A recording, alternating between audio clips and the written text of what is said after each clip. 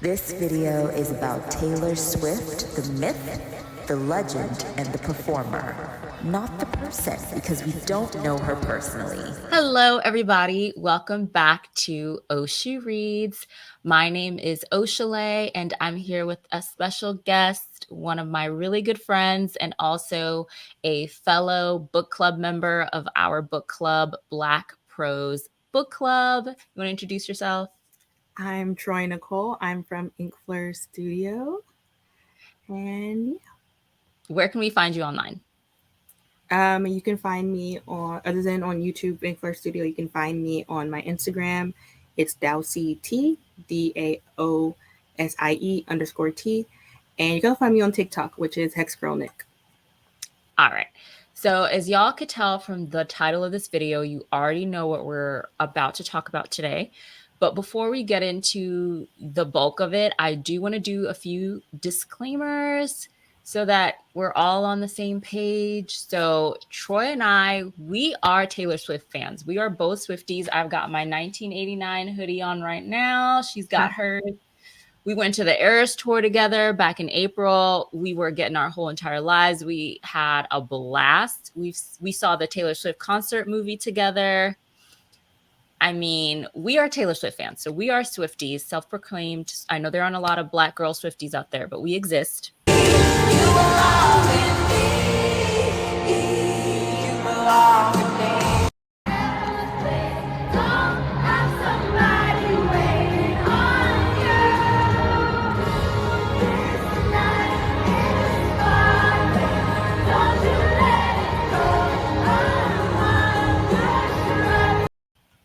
And so I want to give that disclaimer. And then, Troy, how long have you been a Swiftie? Oh, wow.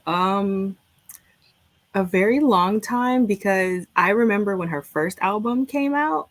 And I'm from Texas, so I'm really into country music. So when her first album came out, my dad was just like, oh, there's this new country singer out, and I think you'd like her. And so, listen. How old were you? Oh, 12? So you grew up listening to Taylor Swift. Yeah. So you have like that bond with her, like you grew up with her in a sense.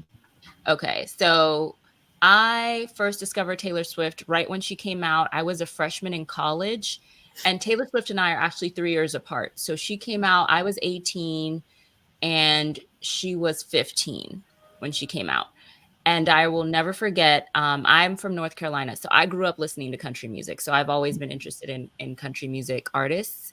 I'll never forget sitting in my dorm room freshman year of college. I'm on my AOL homepage back when people had AOL. It still exists, but it's not popular. I'm on my AOL homepage and it pops up her. You remember the debut cover with like the blonde The hair, curls and the blue background? It looked yep. like so photoshopped, and she's looking all cute on the cover, and it said new artist Taylor Swift. And I don't know, something just captured me, and I was just so intrigued. And I got the album literally that day. Ooh.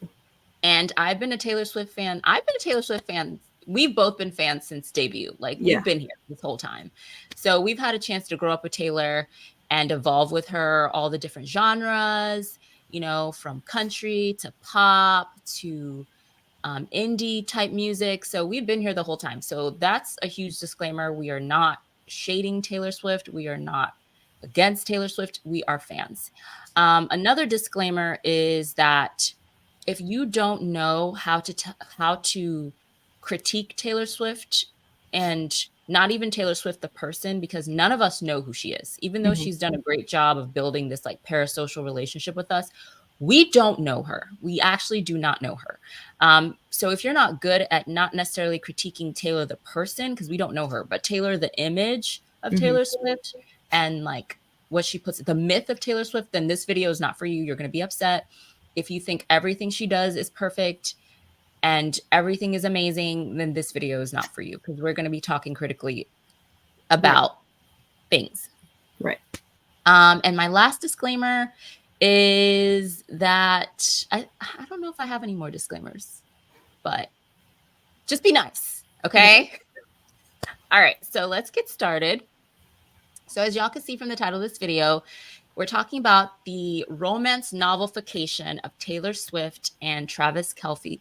I can't even talk. Kelce. Travis Kelce. Yeah, who's Travis Kelce? I don't know who that is. Taylor Swift and Travis Kelce's romance. Now, I almost titled it the Romcom-Fication because I've seen that a lot on Twitter or X, excuse me, and TikTok of people being like, "Oh my God, I feel like I'm watching a rom-com unfold in front of my eyes." Like all the clips of them, like people losing their minds. And I mean, that would have been a great title too, but we talk about books, so we had to change it. Yeah. So, Troy, I want to get your honest, unfiltered thoughts to start off. Okay. Well, let me start by saying I am a big football watcher. So I already knew who Travis Kelce was. I knew his past relationships because I'm not a huge Kansas City fan, but I'm a pretty decent Kansas City fan. I'm a diehard Houstonian, so Houston Texans all the way, but I watch a lot of football. So I already knew who Travis Kelce was. Now, did it shock me that he was so bold as to get on a podcast and talk about him wanting to holler at Taylor Swift? No, does not shock me. If you look at his track record, every time he wins a Super Bowl, if he gets into a playoffs, he's wild. Like it's very up his alley to do stuff like that. So when I heard him and his brother talking about it, I kind of was like, okay, whatever. Like I didn't really think anything of it. I was just like, oh, okay, whatever. And I moved on from it. When it came out that they were together and that they were dating, my immediate thought was, is this even real? Like, is this is this I was just like, because he was like talking about it on the podcast. I think at one point he tweeted her, and I was just like, is this real? Because it was giving PR relationship even more than the Maddie Healy relationship was, right? Yeah, like it was giving straight up PR. And so I was very confused. I was just like, okay, this cannot be serious. Now, when my Sunday Night Football started getting in the mix of, I had to hear Taylor Swift over and over and over and over. And I was just like, I have never in my life wanted to not hear Travis Kelce's name.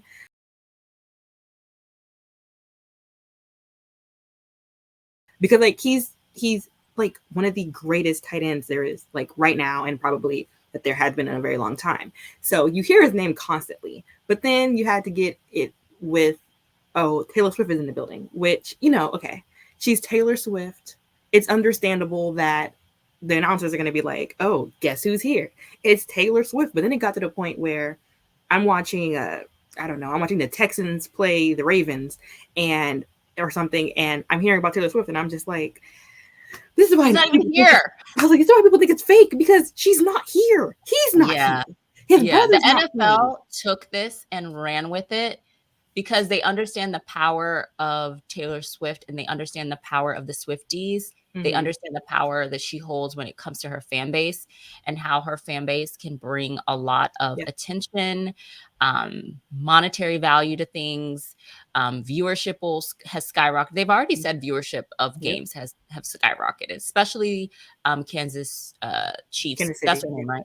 Yeah, Kansas City Chiefs. So as you can see, I'm not a football person. I mean, I watch the Super Bowl when like the teams I like are in the Super Bowl, which are like the Philadelphia Eagles, and like I'm so old school, like Green Bay Packers and like those type of teams. When the teams that I like New Orleans Saints, when they go to the Super Bowl, I watch. Mm-hmm. But I'm not actually an avid watcher of football.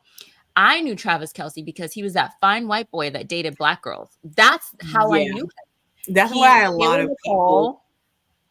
Oh yeah, because she's the big one, and she's a huge influencer, and I think she's beautiful, and she's gorgeous. They were always photographed together on the red carpet, and he always spoke highly of her, and they just looked beautiful together. And all those like interracial relationship pages and like TikTok accounts and stuff always posted them. So that's how I knew who he was. Like I didn't know him from his football career. I knew him from like his persona and who he was dating, and because he's very attractive. And so when I saw that they were dating, I was kind of confused because she came from dating Maddie Healy, which was just a complete dumpster fire of a disaster from beginning to end. Like nobody was willing to accept it. And then when Maddie Healy started acting a plumb fool, and Like, exposing himself to be, I don't, you know what? I'm not going to speak on that. I don't even want to go into it. We're whole not other going. conversation. Whole other But conversation. just wow. And Yeah. he started to look bad for her brand. And to me, like, I mean, Taylor has told us herself, she's very Machiavellian and very like calculated. So I'm sure she liked him, and she just came out of a long relationship. And so I'm sure he was like a rebound. And I'm talking about Matty Healy in this sense. And this is the last thing I'm going to say about him. But I never took that relationship seriously because I knew the moment he started getting all that bad press that she was going to drop him, because he just wasn't good for her brand at that point. And she was starting to look bad being connected to him, no matter how much she might have liked him. Right. Knowing her and just how strategic she is about her career, I knew that relationship wasn't going to last when he started acting crazy. And it went like, to dumpster fire very fast. It was like one shot of him, and then people were out of their minds. Yes, people were enraged. And I mean, honestly, rightfully so. Some of the things that he said and did, let's just not go into it. Yeah. We going to turn away from that. Let's bring it back to Travis Kelce and Taylor Swift. Let's give a little bit of background, because I think the general public who are not Taylor Swift fans and who are not familiar with her are not really understanding why this media hoopla is going on and why the Swifties are so stirred up. And I think it's just the natural conclusion of when you have spent years building a parasocial relationship with your fans and putting details about your romantic relationships very explicitly into your songs, to where we can literally say, oh, this song's about Jake Gyllenhaal. Oh, this song's about John Mayer. Literally, Dear John. Oh, this song's about Taylor Lautner. Oh, this song's about so-and-so. And you can even, I mean, isn't there a song even on Debut, she like names names. There's like Drew. Yeah. So it's like, we know, and we don't know who Drew is. I mean, we could probably find him. I think he did an interview at one point. Oh, that's hilarious. I think so. I'm sure like the real diehard Swifties know who this man is, but it's like when you start off your career almost in a diaristic type of songwriting where your fans literally know exactly who you're talking about, you have built a foundation of us just expecting this and wanting to know. I mean, we all know that all of Reputation is about Joe Alwyn, like, and had most of Lover, right? If not all of Lover. So it's like she has built this like history of just being very open with us and being very explicit with us about what her relationships, what's going on in her relationships. Now, the part that really was sending me was just how invested everybody is. Like, it's actually insane. Like, more so than anybody, which is crazy, because when she started dating Harry Styles, I for sure thought that they could not get any more invested in her love life than they did with Harry Styles, because that was a time.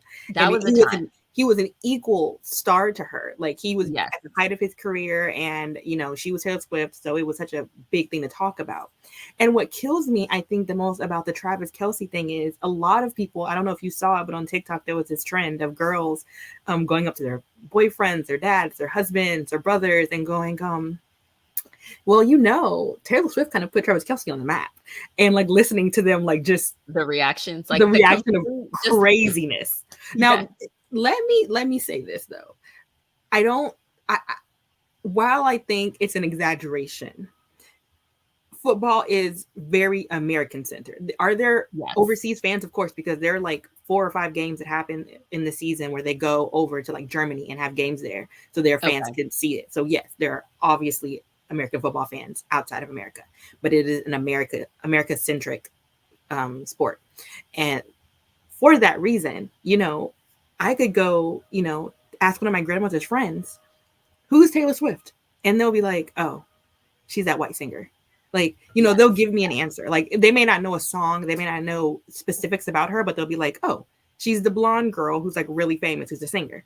Yeah. You probably couldn't do that with Travis Kelce. Every single person is not going to know who Travis Kelce is, especially where they don't have any type of sport background, period. You know what I mean? Right. That's what I'll say about that. But it was just so interesting to see so many people on social media grab onto it. But can I just say, and this is going to correlate to our romancification of her life. Yes. The book community recently have gotten super into sports romances. Yes, like they have. Insanely. Like you I'm not going to talk about it, but you remember Hockey Gate.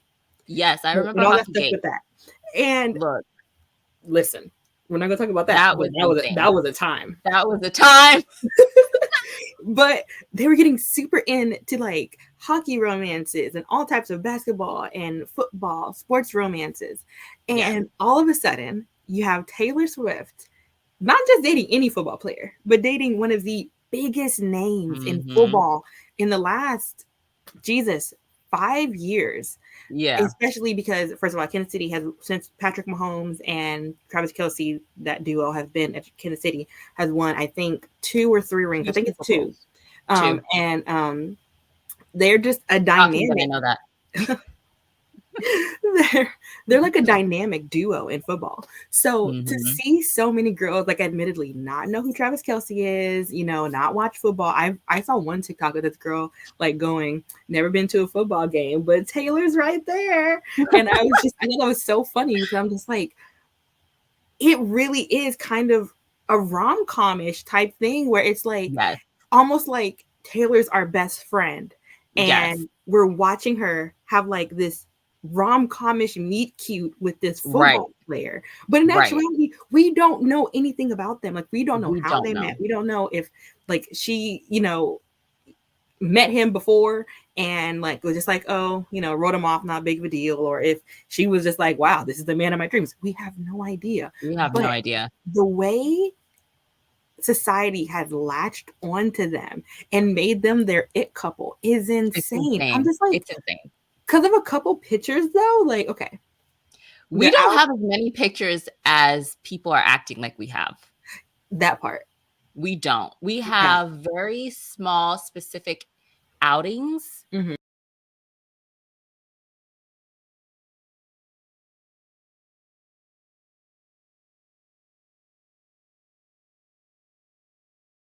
And I think what really has fueled the fire is on Travis and his brother's podcast. He's been very open. Well, I don't even know if that's true. I just think that because Taylor Swift was in a 6-year relationship where we rarely saw them together. I mean, I've watched interviews with Joe Alwyn where he doesn't even want to talk about Taylor, and where they bring her up and he looks very uncomfortable and he's just like, I don't talk about my private life. And he's very like hush hush. I mean, that man was so boring. I'm so sorry if you're a Joe Alwyn fan. I apologize. That man was boring as all get out. I found him dull. That's what a lot of people think, though, and that's part of the reason that a lot of Swifties are like preferring this version, because Travis Kelce while Travis Kelce was never, even when he was dating Nicole, he was never like super like out with what he was talking. Like, he didn't talk about her 24/7. He didn't do any stuff like that. But they posted about each other. She was on the sidelines all the time and all that, and she was always posting. She was like Brittany Mahomes' bridesmaid and stuff like that. So they were. He's always shown who he was dating. Like, it's never been a secret who he's dating. So to go from 7 years of complete silence, just silence, and just like a few photos here and there. I mean, I remember where in Swiftie Nation, Swiftyverse, that one part of Miss Americana where she runs to him backstage and they hug was like for all of us, because it's just like we had never really seen them. I was shocked he was even in it. Shook. I mean, we had never really seen that. And I know there's like a couple photos. There's like that one photo where she's like in that like baby blue coat, like wrap coat. He's like holding her hand and they're walking down the street. Like, we literally know these moments because they were so few, where they were seen together being all romantic and lovey, even though romantic and lovey for them was literally just like holding hands, walking down the street. Nothing. And let me be clear. I'm not saying that her relationship with Joe Alwyn wasn't like a good relationship, because I don't know what happened between them. Like, I don't. And we got so much great music from that relationship. So much great that music alone, like Reputation and Lover, it couldn't have been that boring. It couldn't have been. It must have been a pretty damn good relationship for it to be such good music we've gotten from him. Yeah. But like, I think for me, it's that, like you said, 7 years static silence. You don't really get anything from either one of them. They're both very quiet and all that stuff. And what's interesting to me is I see a lot of Swifties talk about how they love that she doesn't have to be quiet anymore. That, you know, in retrospect, I feel like a lot of, because in the last few months, there's been a lot of hate sent to Joe Alwyn. Which I feel bad for him. I feel so bad for him. I'm like, damn, they broke up. Who cares? Dull as dishwater, but that doesn't mean that he deserves to be. Yeah, like he's just. Here's the thing. He wants a private life, so he can be dull all he wants. That's his choice. He wants. I mean, he has no personality. He literally has the personality of a towel. But dating Taylor Swift and wanting a private life was already a bad decision. Foolishness. Foolishness. Like maybe at the time he thought he wanted to be ultra famous, and then he realized. Well, this is the thing I wanted to talk to you about, because one of the huge ways in which this relationship has been, and the relationship I'm talking about obviously is between Taylor and Travis, the way it's been romance novelified or rom-comified is in the fan theories, right? In the Swiftie theories, and how people are coming up with their own things. And so what you were just saying leads up to that, where you were like, well, maybe he thought he, wanted fame. Okay. Well, one of the huge fan theories and narratives, especially on Swift Talk, Jesus, TikTok, is a lot of fans are like, okay, well, she met him when she wasn't, she had just come out of like Snake Gate with Kim Kardashian and Kanye West, and that was really bad. And the public turned on her so quickly, after the high of like 1989 and how oversaturated we were with Taylor. I mean, we had photos of her daily from that era.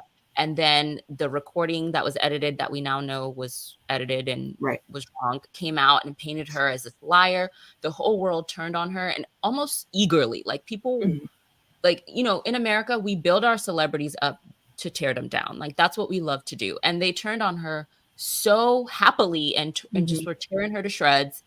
And so she met Joe Alwyn in the aftermath and the midst of all that. So one of the fan theories is, she met him when she was in a very low point, where she didn't even know if her career would ever recover, or if she would ever bounce back, or, the public hated her.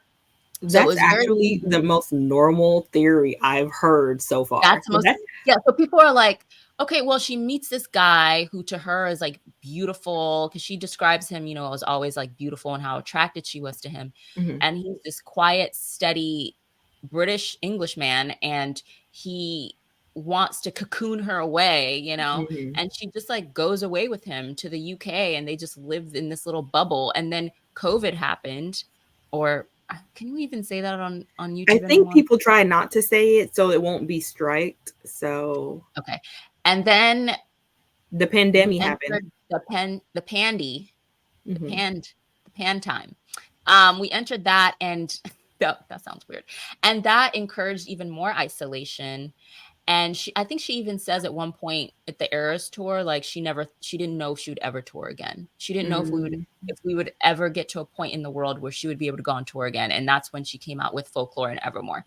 So she's just cocooned away in this little secret time. And so his desire of wanting a private life at that time coincided with her desire, because she was like a wounded bird, and she was hiding away from the world and licking her wounds and healing.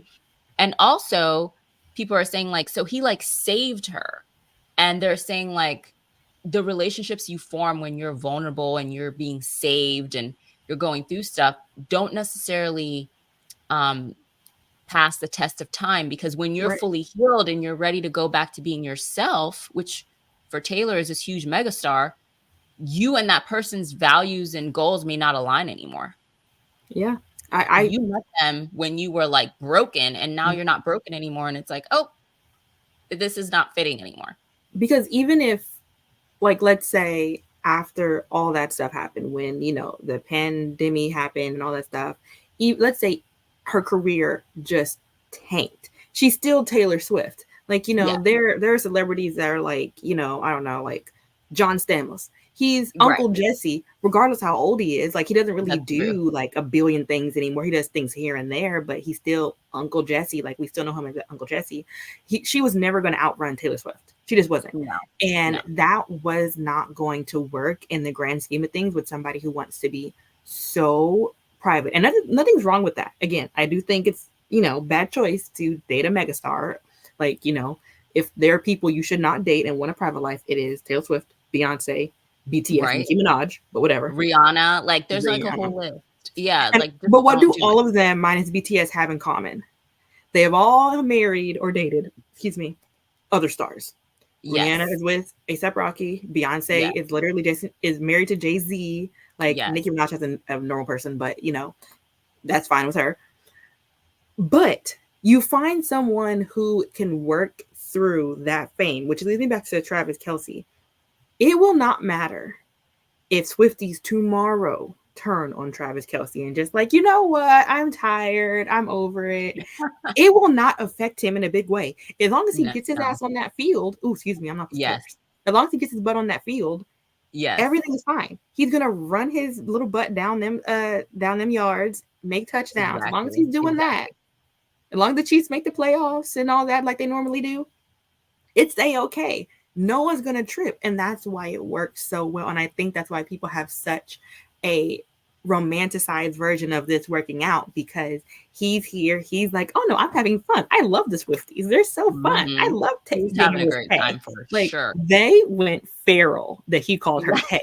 I'm like, y'all have like signs that say Tay at all her concerts. That's not it's not a different nickname. I'm telling you, the Swifties, we were starved with the Joe Alwyn relationship. All we got out of that was great music, which, I'll always take that. But in terms of her openness, we didn't get that. And for her to be so happy, although now we know that maybe they weren't as happy as we thought, and the relationship may have been more on and off and rocky than we supposed. But at the time, for her to be so supposedly happy as we thought, the silence was deafening. And so now for her to be dating out loud, and loving somebody out loud is such a shock. It's like going from a dark room into like the bright light of day. And there was no easing us into it. It was just like, boom. And it's just like, oh my God. I think that's part of it. One of my favorite things that I think come out, I was on TikTok Shop a couple weeks ago, and I was looking at this order I had for, ironically, something Taylor Swift related. And, I'll show you other things that are Taylor Swift related. Swifties are so unhinged. They actually took the NFL logo, remade it so where it says NFL Taylor's version. I love it. Oh my gosh. Why do I want this so bad? But it's so good. It's so smart. I was just like, y'all are little mini geniuses. Like, yes. If I get great merch, keep romanticizing this, because it's amazing. It's amazing.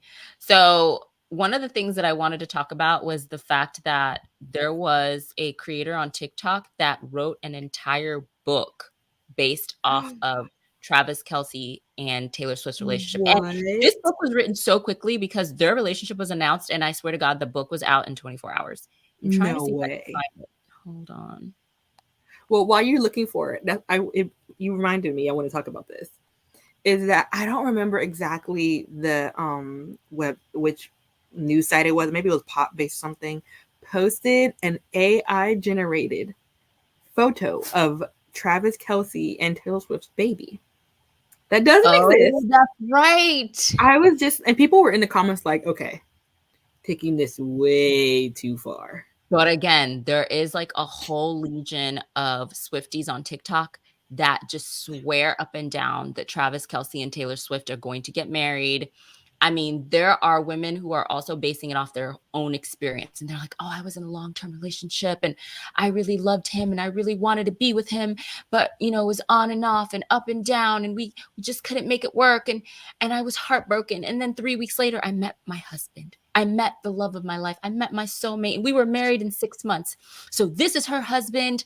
The timeline is right. This is exactly what's going to happen. She's going to be engaged by spring. And I'm like, and they're like looking at the NFL schedule and there's a break at this time and the Super Bowl happens at this time and then he'll be on the off season and then he'll propose. And I'm like, Oh. Y'all gotta stop doing this. It's like that TikTok that went viral of the girl who went to her friend's wedding and she's one of the bridesmaids, and she didn't know the guy she was walking down the aisle with, but they met and started a long-term relationship, and like they're still together now. And someone in the comments were just like, "Listen, this is a once-in-a-lifetime thing. Do not go to these weddings thinking you're gonna find a man." Right? Like, please don't. Be for please real. do not. Now, that is a real romance novel come to life. But I found the book. It's called Roughing the Princess, Taylor Swift and Travis Kelce fan fiction. And it was written in 3 days. 3 days? An erotic ebook inspired by an actual relationship veered too close to reality for many of Taylor Swift's fans. And this is erotica? A New York Times article. Yes. Okay. You know what? Listen to this. Cease and desist. She's a beloved blonde pop star with the initials TS. He's a handsome NFL player with a popular podcast and the initials TK. Together, they have fused America's obsession with pop stars and athletes into a celebrity pairing so incandescent, it's almost celestial. That's the story of Taylor Swift and Travis Kelce, the reigning prince and princess of American pop culture. But it's also the plot of a recent work of erotic fan fiction, which some readers, many of whom are fans of Miss Swift, are decrying as an invasion of privacy. In a since-deleted TikTok video, which is still available on her Facebook page, an independent romance author who publishes under the name Ivy Smoke, and I think I've actually even read some of her books in the past, announced the release of a short ebook. In the video, Miss Smoke claims to have written the novel in 3 days after receiving requests from readers for a spicy romance inspired by Miss Swift and Mr. Kelce's relationship.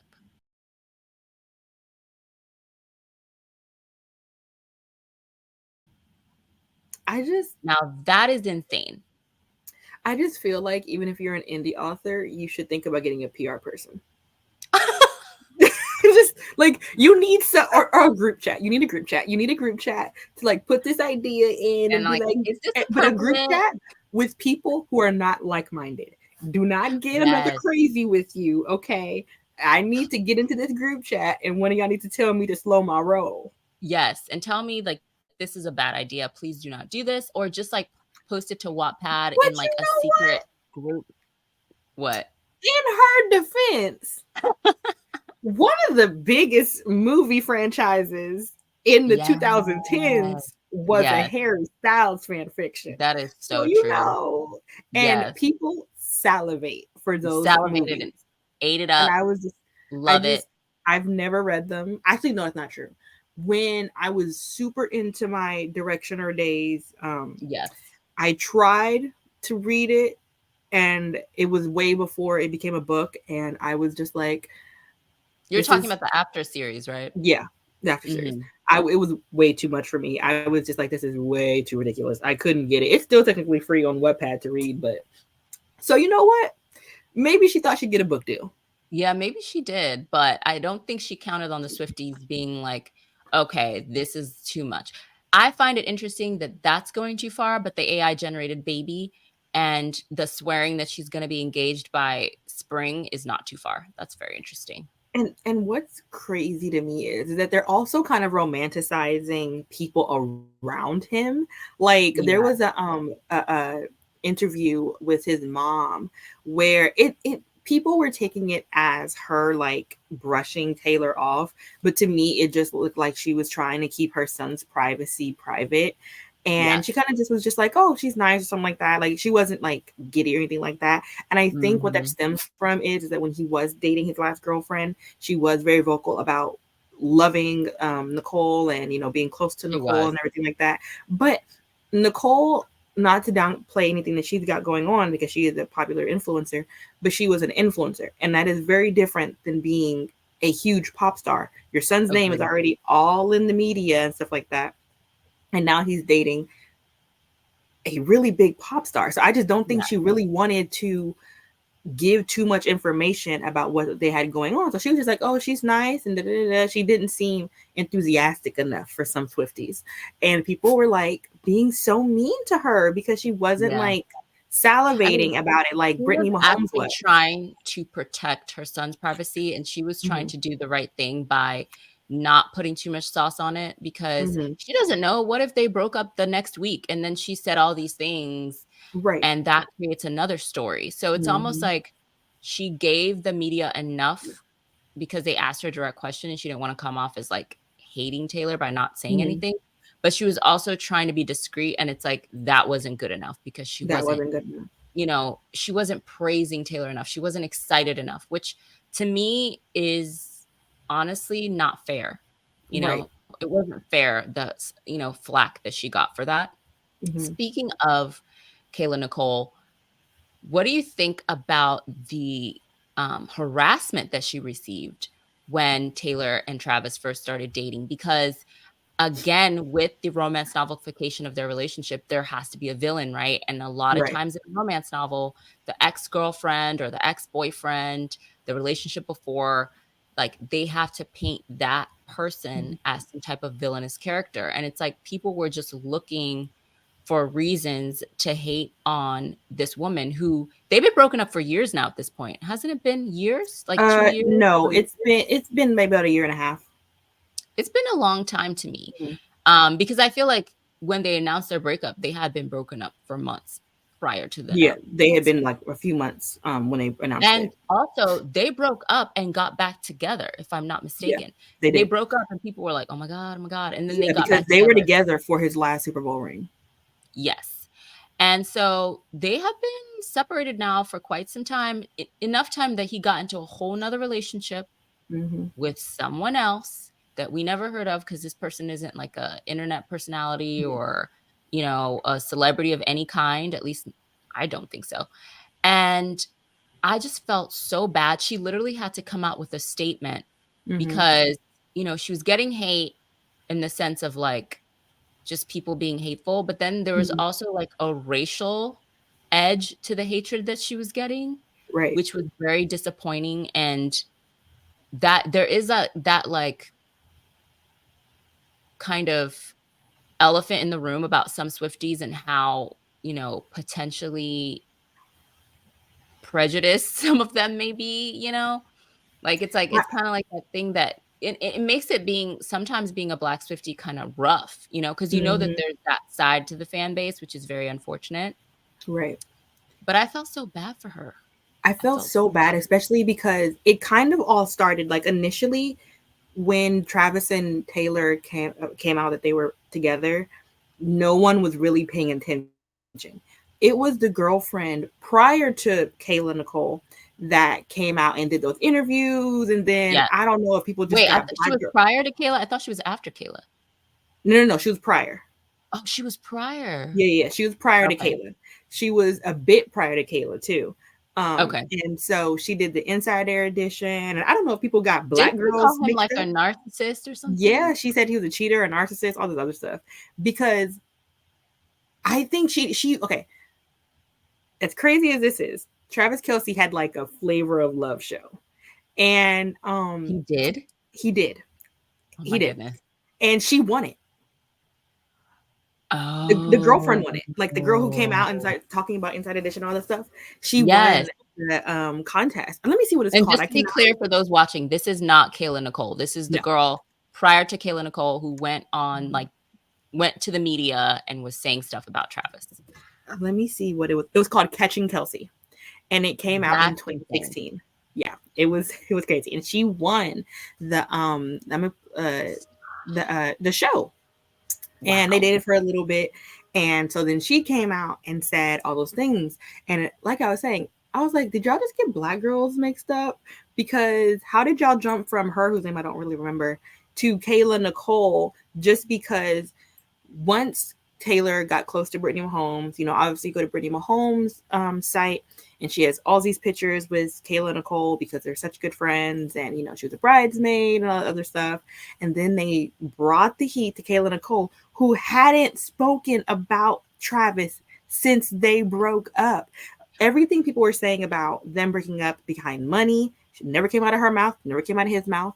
They said that they broke up because of his cheating. She never said that. She did not say anything. People said that he was abusive. She never said that either. She has not spoken. The most she has said is that. No. Mhm. No, I was just gonna say that's interesting because when you mentioned the money thing, that was the one I heard the most, especially like on Mhm. blogs like the Shade Room and stuff, saying that Mhm. like he made her go 50-50 and he made her like pay for stuff. And so she never said that? No, she's quite literally never actually commented on him. I think the most she's even like commented on, because me and my grandmother follow her on Instagram and we always talk about her. The most she said is that she had to get therapy after her last relationship, and more so because of, I guess, the back and forth of it, because they were together then they weren't, and yada yada yada. And she talked about how it helped her out and how she was moving on and happy and all this other stuff. And that was the most she said about it. This is way prior to the Taylor Swift thing. And people were still kind of rude to her just because, again, there's this really famous white boy who a lot of people love, and he's dating this dark-skinned Black girl, and people just, were already not here for it because they already don't like her or Brittany Mahomes. So, right. Excuse me. So when he started dating Taylor and she had to come out and start talking about all the hate she was getting, I was so floored. She literally had to release a statement. Yeah. And she actually unfollowed Brittany and Patrick, and like I think her publicist or something like that announced that there was no beef between them, and she actually told Patrick and Brittany that she wanted to socially remove herself from it, not because of them. Me either. I don't blame her. And that they knew 100% that was okay with them and they were fine with it, whatever. So she unfollowed Brittany and Patrick's brother from social media because she wanted to step back from it because she was getting so much hate. And it's like you said, it's like, it's that, the ex-girlfriend has to be mean, has to be a hater, or she could just be living her life and not caring at all. There was also like, everybody knows there's like a huge gender war going on online, and like the manosphere type men and the incel men were also attacking her and saying, oh, look, like he went and got a white girl and Black women you're not good enough and all this kind of stuff. So that's why I felt bad for her, because she was getting it from Swifties. She was getting it from just people, I guess, attributing what the one girlfriend had said. And I'm so sorry, I don't know her name. That went and went on that media spree. For some reason, they were either getting them mixed up or they were just pulling her into the fray because she's the one who's actually well known and a big influencer. And so she was getting it from, it's almost like she was catching a stray from what that girl had said, right? And then she's also getting this racial stuff. And then she's also getting like bullied by these men, these manosphere incel random dudes. men. And I'm just like, to the point where she literally has to release a statement and being like, Black girls, like, love yourselves, like, stay strong. And I'm just like, this is so sad. Okay, the winner of his show was Maya. Is that her name? Yeah. Maya. Oh, so that was disturbing, but that just added to the whole romance novel, rom-com vibes this narrative that's being built. Now, the thing that really floors me is I've seen it a lot, and I've mostly seen it with like Gen Z saying, oh my goodness, like there's never been like a relationship in the limelight like this. There's never been like a media storm. And I'm just like, for those of us that grew up. You just called me old. No, but think about it. For those of us that grew up in like the 2010s and the early 2000s and the 90s, like it's just different now because the internet is in the palm of our hands. We can go on our phones and see all of these images and be inundated on social media. Back in the day, you used to have to go to your grocery store and stand in the line and look at the tabloids to get this kind of stuff, or like go through your magazine. But I remember when Tom Cruise jumped on Oprah's couch about Katie Holmes. Okay. Like I remember when Brangelina happened and Jennifer Aniston, that situation. I don't want to make any allegations, but the timeline was messy.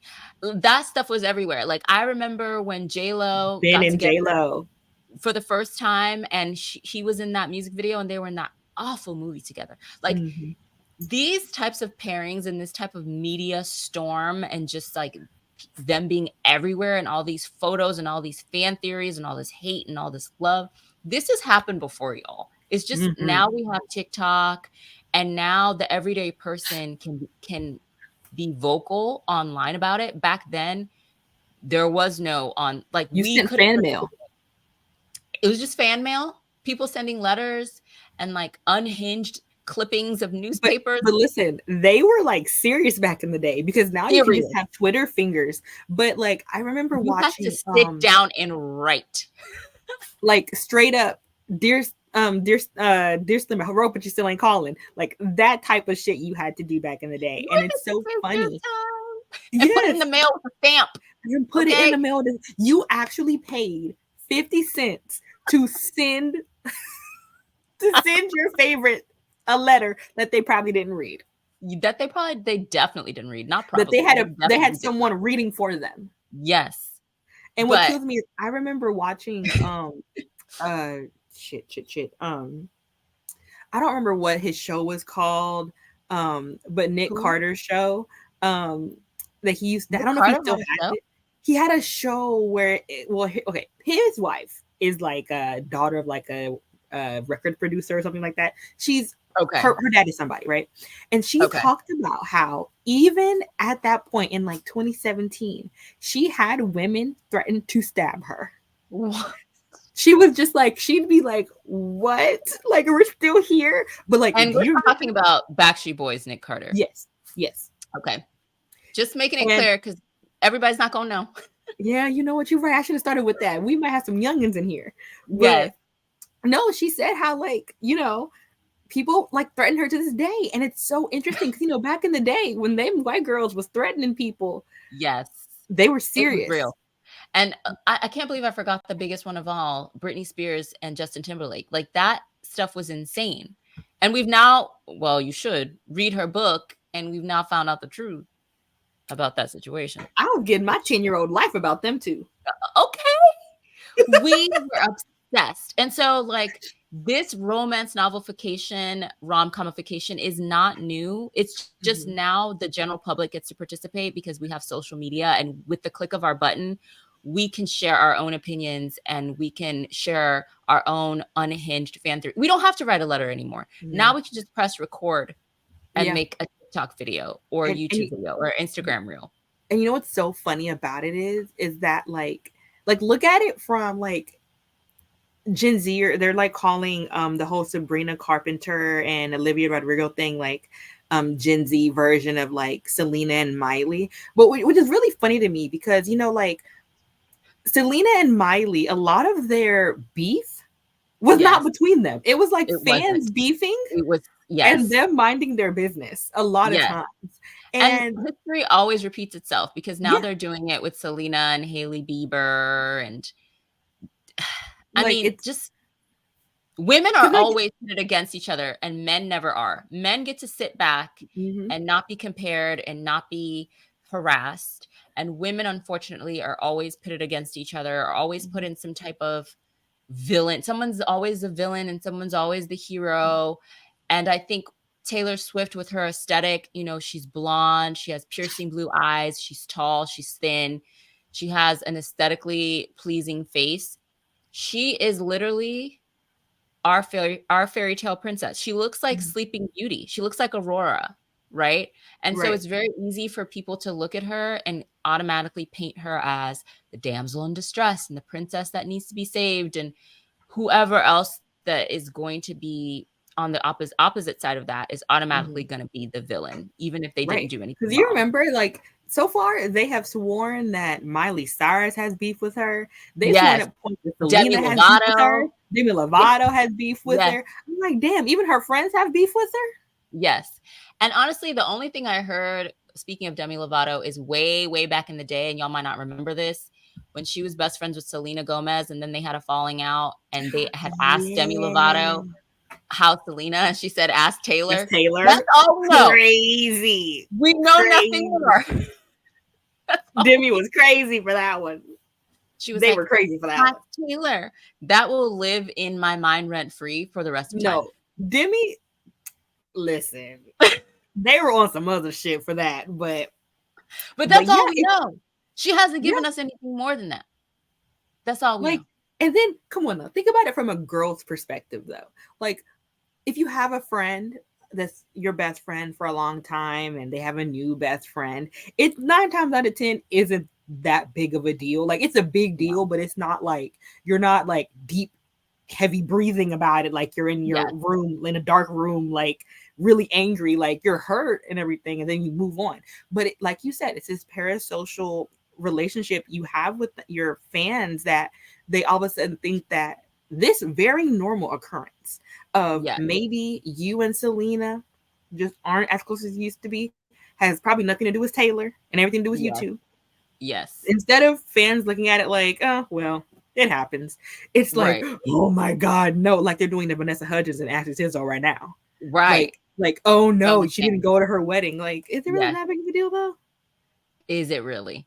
Like, I don't think it's that big of a deal. Like, okay, granted, is it sad? I'm sure it's sad for them because they were friends for so long, and you know. Yeah. But I mean, her wedding ain't about Ashley Tisdale. That's so true. Like, damn, she can't just get married, right? She just can't have a wedding and celebrate her love.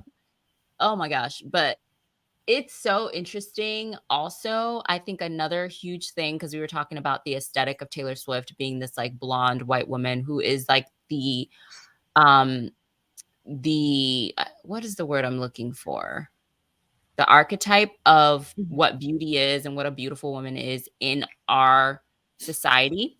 The whole people have come up with this narrative of like, oh my goodness, like when she wrote "You Belong with Me" and the video of her being like this nerdy, you know, girl, and the ultimate pick me song. Not the pick me anthem. Pick me anthem.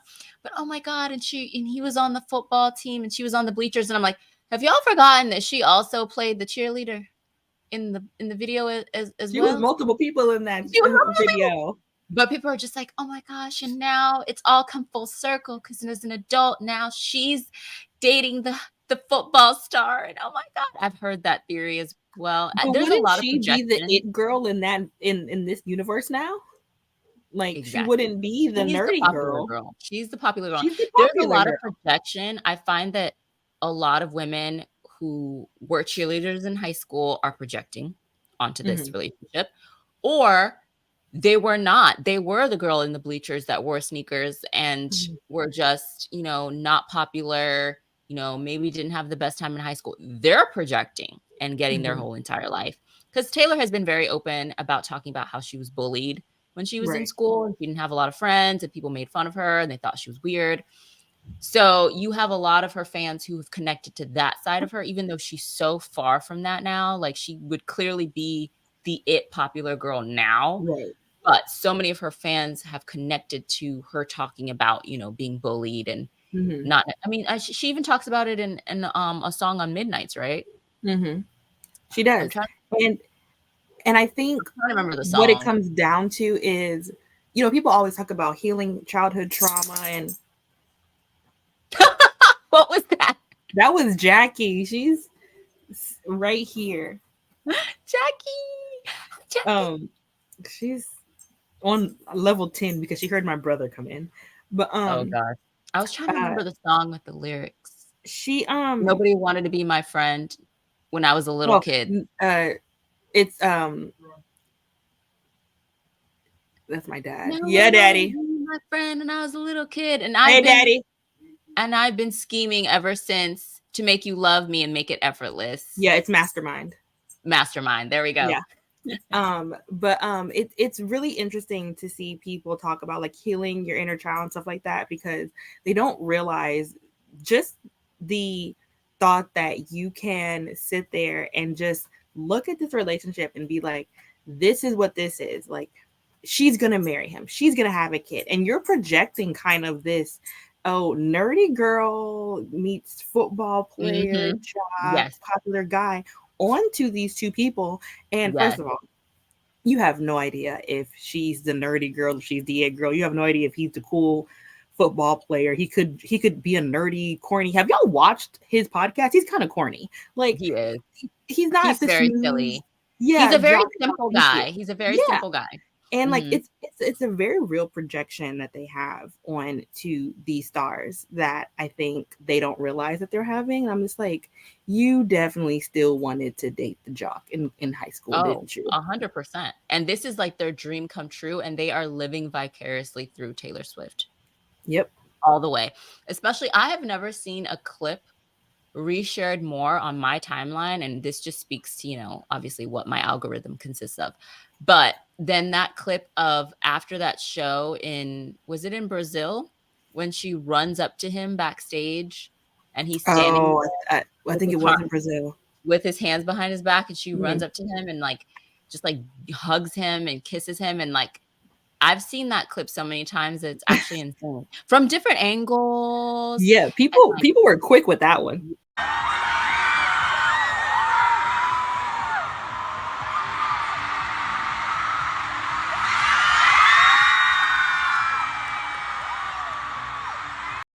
With voiceovers over them, and I'm just like, this is actually insane. And someone literally, I think one of the fan accounts reposted it and literally said, it's like I'm watching a movie.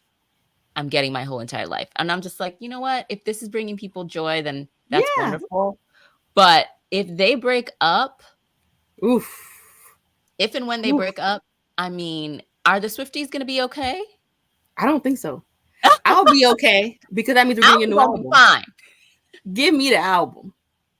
I'm just like, I cannot wait to see the music that's going to come from this. And honestly, she just got out of a 6-year relationship. I want her to do whatever. She's in the highest heights of her career. She just finished a tour that's, I think, the highest grossing tour of all time, they've said at this point. I would imagine. I mean, she is getting her whole entire, she is at the top of her career. She was woman, what was she, person of the year, I think, entertainer of the year, something like that. I mean, get your life, Taylor. Get your life. Enjoy this time in your life, okay? Being in your 30s and living, yes, being better than ever. That's one thing I wanted to say is that I love that she's in her 30s. She's not married, no kid, living her life. Isn't got 3 cats. Got her cats. Okay, girl. Yes. That's how I am. I'm not in my 30s yet, but still. Exactly. And she's living her best life. And you know what? She can date who she wants.